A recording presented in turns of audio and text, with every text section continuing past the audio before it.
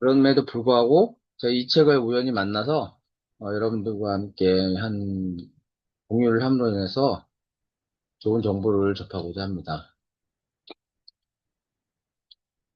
자, 오늘은 잘못된 식생활과 건강식 피라미드라는 제목을 가지고 2강을 준비할 텐데요. 소제목으로 5가지 정도가 됩니다. 음식의 구성부터 잘못된 식생활, GMO의 폐해, 건강식 피라미드, 그다음에 천연 비타민과 화학 비타민, 합성 비타민의 차이점에 대해서 알아보도록 하겠습니다. 자, 우리가 음식을 먹음으로 인해서 혈액에 영양분을 공급하고 그 혈액이 모든 곳에 다 적절히 보내줬을 때 우리의 건강이 유지된다고 합니다. 그래서 근데 음식에는 열량소하고 교돌소가 있어요. 그 열량소라고 하면 뭐냐면 그냥 탄수화물, 단백질, 지방이죠.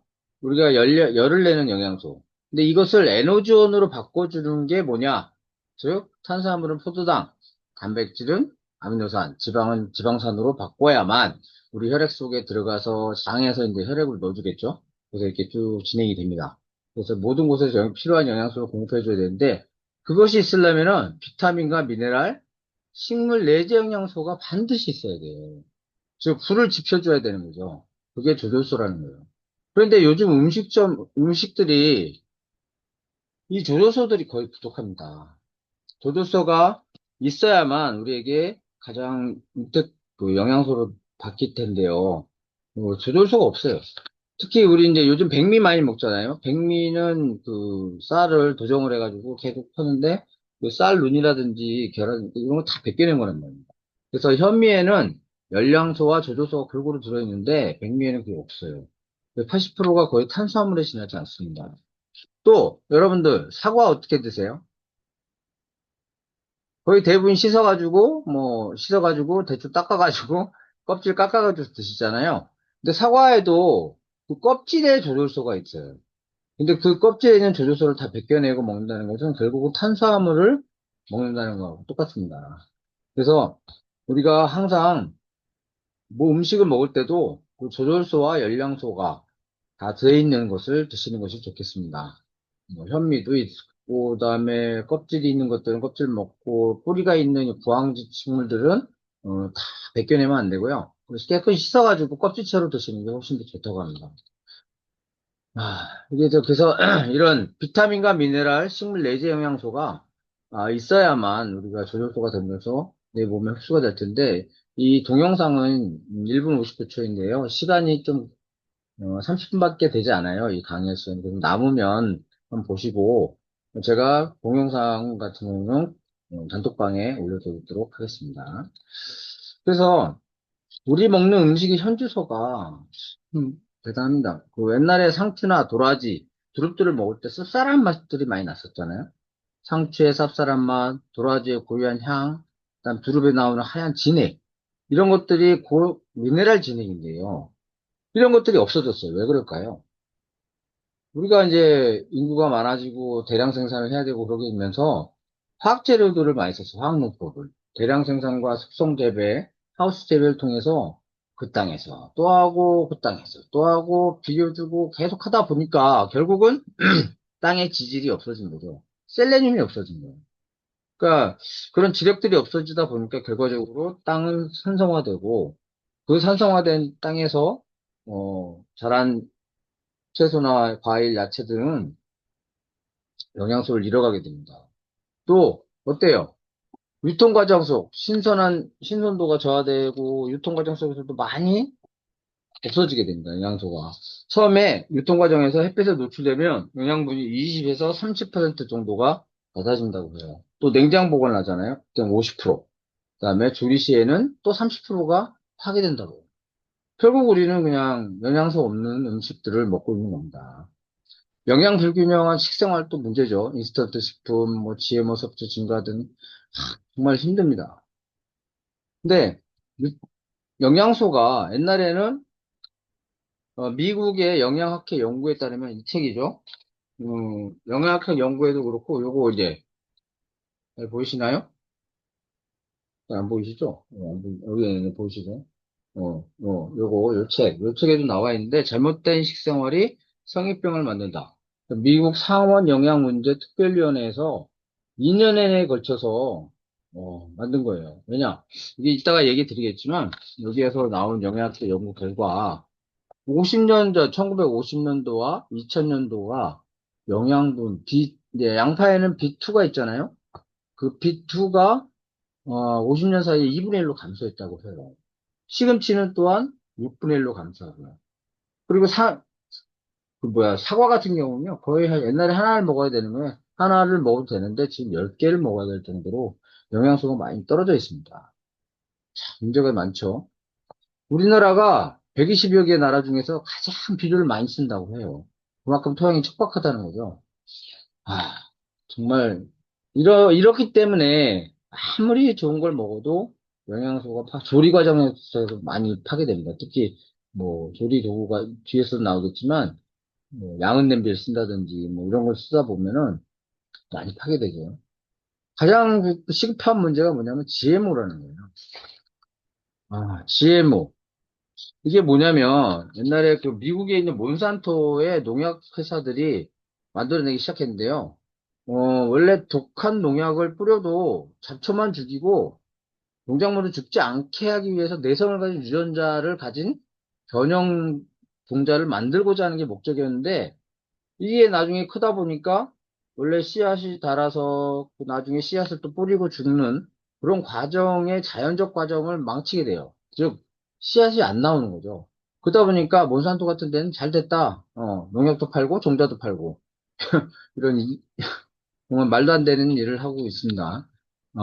그래서 이제 회사로서는 좋을지 모르지만은 이게 유전자가 변형되어 있기 때문에 그것을 먹고 자란 동물이나 동물들을 우리가 또 섭취를 하잖아요. 그러다 보면 우리에게 더 안 좋은 영향을 끼치게 됩니다. 실제적으로 지구상에 없었던 새로운 변종이 생기는 거죠.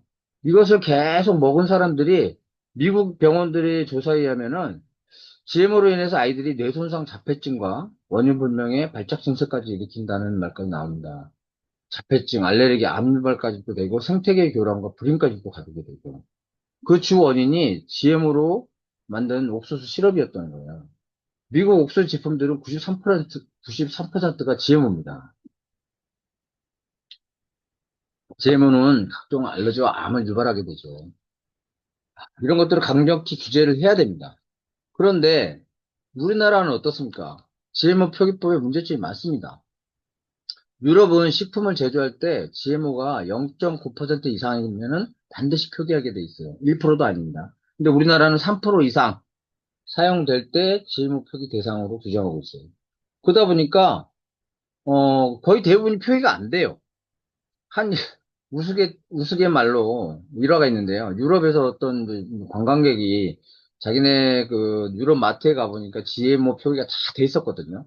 그래서 그걸 보고 표기를 한 걸 보고 이렇게 제품을 골랐는데 우리나라에 가니까 표기 자체가 없다는 거예요. 아, 대단한 선진국이다. 뭐 GMO를 절대 안 쓰는구나. 이런 일화가 있었습니다. 정말 창피한 노릇입니다. 우리나라에 쓰는 뭐 식용유, 간장, 증류수, 참치 통조림 등 모든 가공식품에는 GMO 표시 대상이 합법적으로 제외돼 있어요. 그래가지고 그런 일이 있었습니다. 우리가 GMO 완전 표시제를 해야 된다. 미국 같은 경우는요, 몬산토가 처음에 GMO를 만들었잖아요. 그럼에도 불구하고, 종주국임에도 불구하고, 반드시 GMO에 대한 완전 표시제를 시행하고 있습니다. 산 1%라 쓰더라도 그걸 써야 됩니다. 근데 우리나라는 그게 없다는 거죠.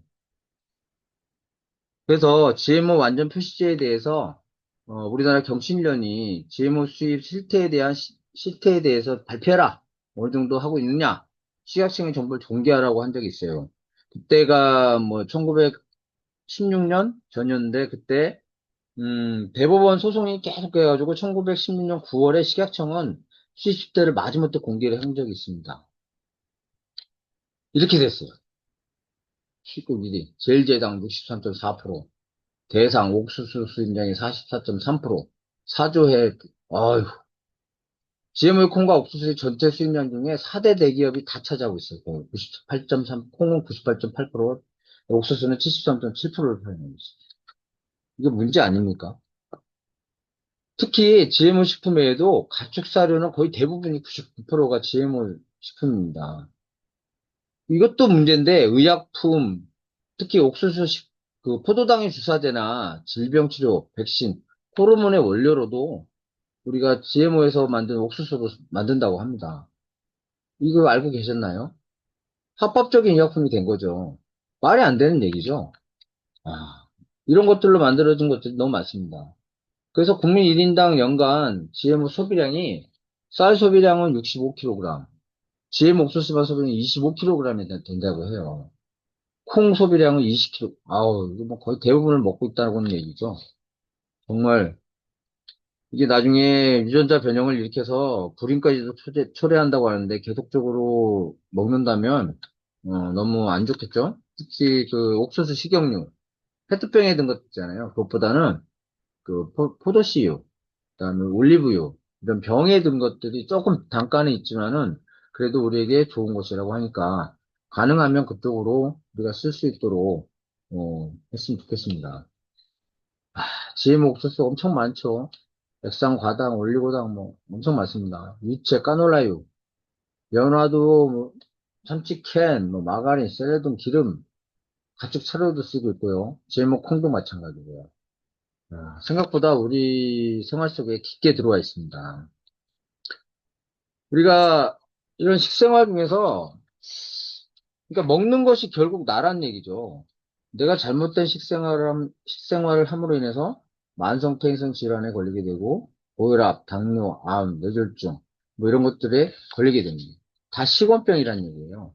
그래서 이 잘못된 식생활은 성인병을 만든다는 이 책에서 보면은 다 나와요. 우리가 동물성 단백질, 비타민, 미네랄, 엄청 많은 내용들이 나오는데요.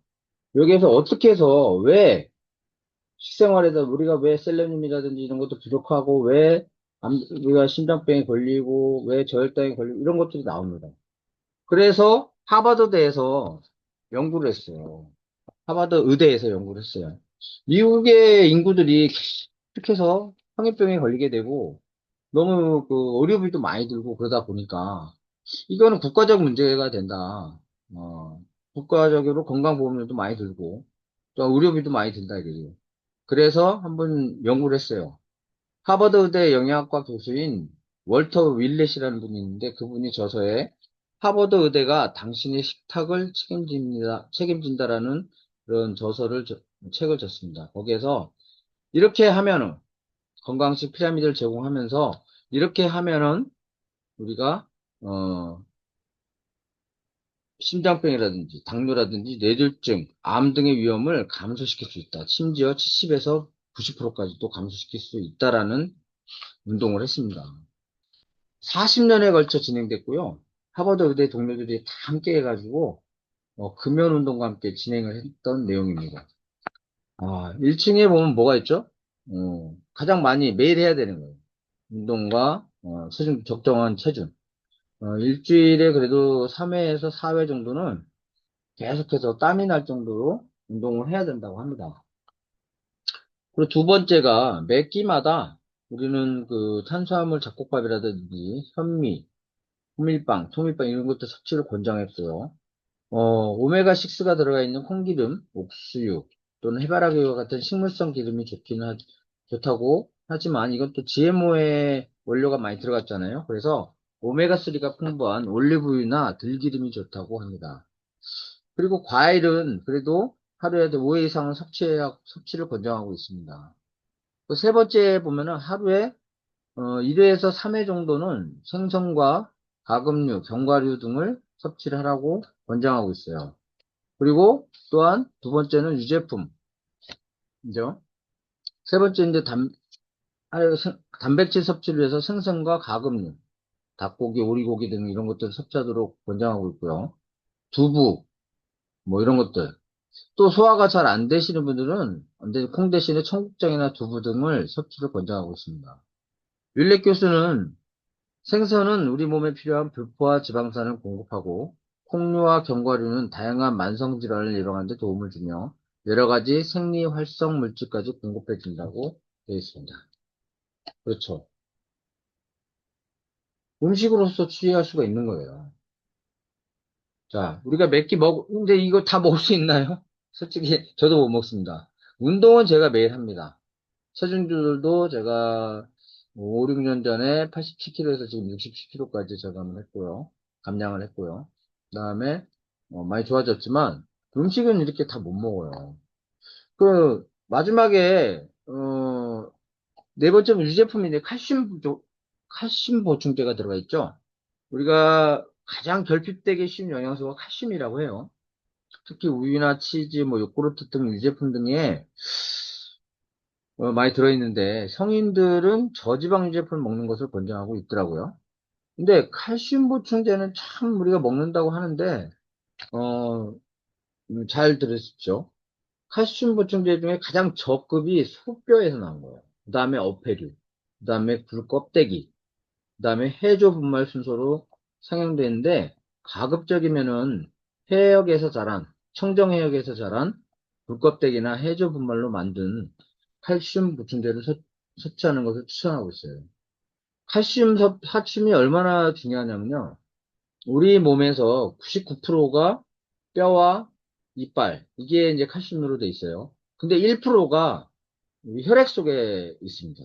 그 혈액에 1%의 농도가 유지가 되지 않으면 우리는 골다공증에 걸리게 돼요. 왜? 이게 부족하면요. 항상 1%를 항상성을 유지하기 위해서 우리는 혈액에서 저기 빼옵니다. 뼈에서 빼와요. 모자른 만큼. 그래서 혈액 속에 1%의 농도를 계속 유지해야만 신경이라든지 영양소라든지 원활하게 유지가 될 수 있다는 거예요. 근데 칼슘이 충분히 있지 않으면은 그 빼온 것을 넣지 못하는 거예요. 그러다 보니까 여자분들이 골다공증이 많이, 특히 여자분들이 골다공증이 많이 들게 돼요. 특히 칼슘은요, 비타민 D가 있어야만 움직인다고 합니다.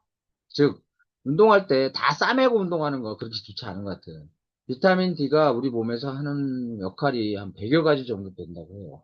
하나님께서 만드셨는데, 비타민 C는 우리가 만들지 못하지만은 비타민 D는 만들게 했었어요. 그래서 비타민 D가 비타민 D 모르면 뭐 구루병 이거밖에 생각이 안 나잖아요. 그냥 비타민 D가 우리의 뭐 암 유발도 정확하고 면역에도 또 관여를 모든 것에 관여를 하고 있습니다. 따라서 칼슘 보충제를 모자르면은 꼭 천연으로 해서 꼭 원료도 보시고 해서 드시기 바랍니다. 그래서 그 피라미드 맨 위에 보면은 가장 적게 먹어야 되는 거죠. 아주 가끔 먹어야 되는 것이 뭐가 있습니까? 육류, 정제된 곡류, 당류 등이 있습니다. 붉은 육류들은 대부분 조금만 먹으라 하죠. 이거는 보면은 뭐 우리가 정제된 곡물은 뭐가 있습니까? 백미, 뭐 흰빵, 흰국수, 파스타 이런 파스타 많이 먹잖아요. 젊은 사람들. 근데 요새는 그 전어와 고노화가 아니라 전어와 푸드라고 해가지고 파스타 등도 잘 안 먹고 곡물 정도로 뭐 현미라든가 이쪽으로 많이 젊은이들도 가고 있습니다. 그리고 또 여기 보면은 알코올은 적당이라고 돼 있어요. 그죠? 적당량. 이 알코올 섭취는 오히려 고밀도 콜레스테롤을 증가시켜서 동맥경화증 예방에 효과가 있다고 합니다. 그리고 마지막에 가장 드는 것은 뭐였냐면요. 매일 종합 비타민과 여분의 비타민 D를 섭취해라. 이게 돼 있죠? 근데 우리가 뭘 먹어야 되는지 몰라요, 솔직히. 엄청 많은 것들이 나오잖아요? 근데 그 비타민제 중에서 광고를 보고 먹는단 말이에요. 뭐 셀모린, 이러한 양의, 비타민C 1000mg, 이런 것도 다 먹고 있어요. 누구, 그러니까 저도 그렇게 먹었고요. 근데 기준을 모르니까.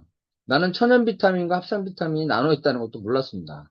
그러나 이 책을 통해서 알게 됐는데요.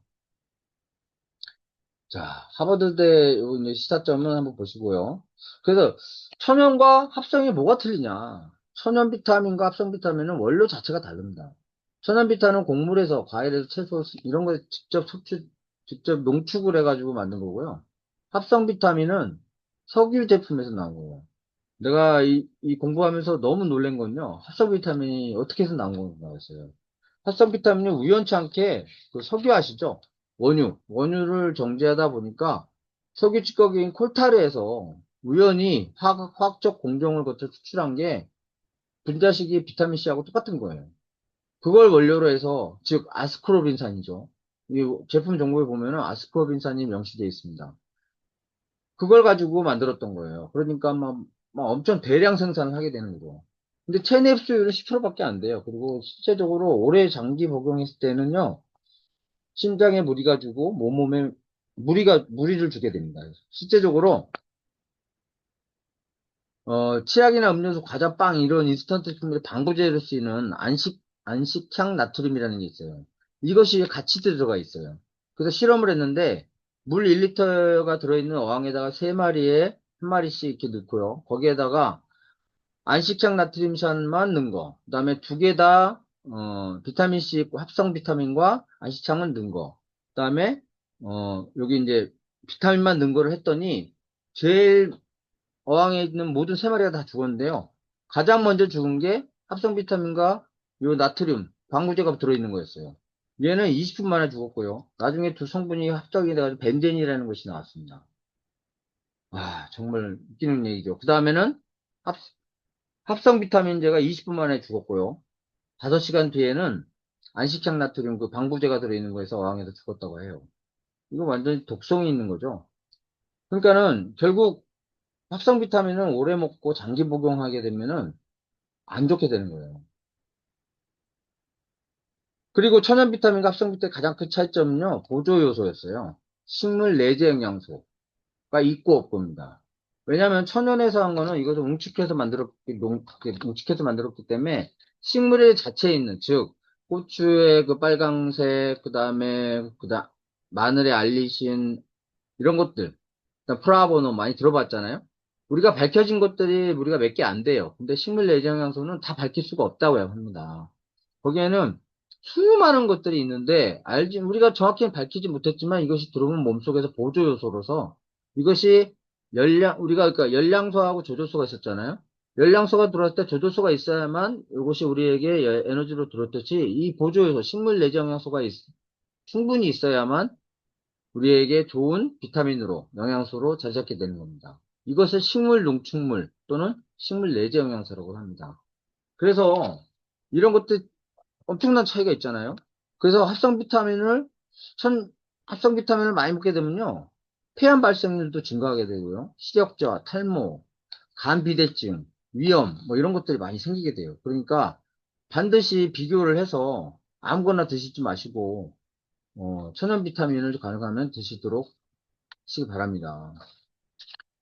제가 이제 이 모든 것들이 다 중요하지만 결국에서는 자연에서 받은 거, 천연적인 거, 음식에서 받는 것은 대체할 수 없습니다. 근데 음식이 전에도 앞에서도 봤지만 영양소가 가장 줄어들고 있기 때문에 건강보조식품 시장이 커지고 있는 거고요.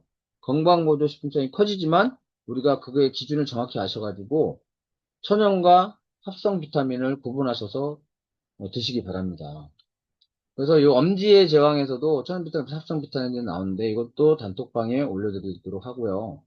비교 실험이 있어요. 제가 이거를 틀려고 하면은 그러니까 아예 제가 만들었습니다. 자, 이게 이제 비타 천 뭐 그거예요. 이걸 보면 태워보면 알아요. 태워보거나 녹여보거나 하면 되는데 이걸 태워보겠습니다. 보세요.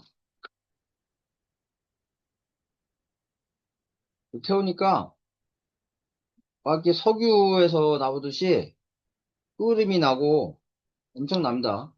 막 이렇게 보이시나요? 오. 그런데 천연을 한번 태워보겠습니다. 이거는 뉴트리라이트에서 만든 그 천연 유기농을 만든 아세우라시라는 건데요. 제가 이 제품을 먹고 많이 좋아졌습니다. 비타민C는 상당히 중요하다는 거 아시죠? 여러분도. 여기 보면은 태우면 알겠지만 이게 끓음이 안 나고요. 냄새도 향이 나요. 그 식물을 태운 녹색 향이 납니다. 자, 근데 비타민C가 얼마나 중요한지 여러분 다 아시지만 실제적으로 눈으로 보질 못해요. 이걸 보시면 알겠죠? 이게 우리가 혈액이라고 생각을 합니다. 혈액에다가 우리가 스트레스 받고 뭐 안 좋은 거 먹고 술 먹고 뭐 이러다 보니까 화도 내고 그러면 상당히 스트레스 받으면서 혈액이 탁해집니다. 이렇게 혈액이 탁해지죠. 이 상태로 있으면은 몸이 안 좋아지겠죠, 당연히. 여러분도 이 상태로 그렇게 먹고, 밤 늦게 와서 먹고, 또 자고, 다음날 아침도 나가고, 이 생활을 계속 반복하다 보니까 우리가 산화가 되는 거예요. 몸이 안 좋아지는 거고. 산화, 즉, 쇠가 녹슬듯이 몸도 산화되고, 혈액도 산화되고 있는 겁니다. 근데 여기에다가 제가 아까 태웠던 거 있잖아요. 요 아세이라 씨를 갖다가 천연 비타민을 한번 넣어보겠습니다. 여기.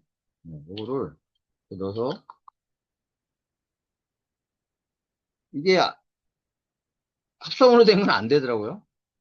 비타민이 얼마나 중요한지, 영양소가 중요한지를 말씀드리기 위해서 하는 거예요. 이게 합성도 이게 되는 것도 있어요. 여기다가 한 반 정도를 이렇게 넣었어요. 넣었는데, 이거를 이렇게 하면은, 아이고,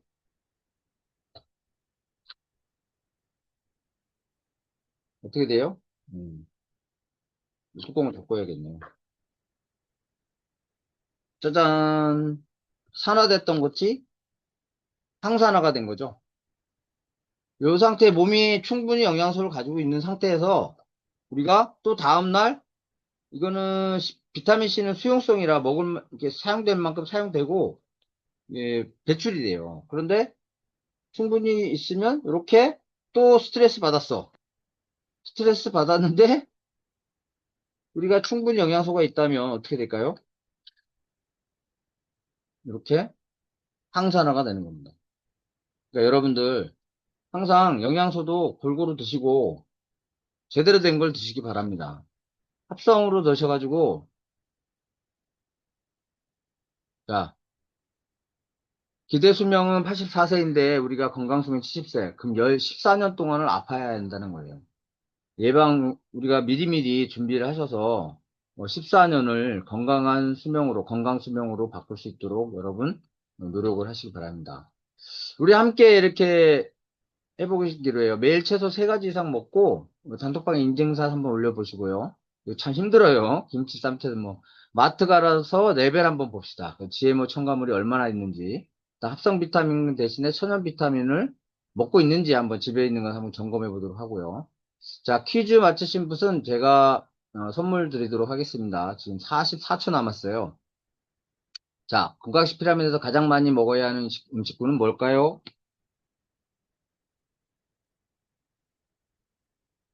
채팅으로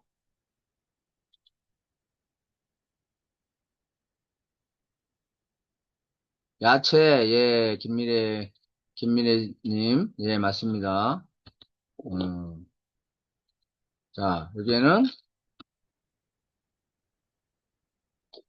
채소 곡물들이 있고, GMO가 가장 많이 들어가 있는 대표 작물은 뭐가 있을까요? 예, 콩, 옥수수 등이 되어 있습니다. 비타민C 천연으로 섭취할 수 있는 식품은 하나, 과일을 드시면 되고요. 지금 2초 남았습니다. 자, 다음 주에 우리가 인체 뿌리 건강에 대해서 발표하도록 하겠습니다.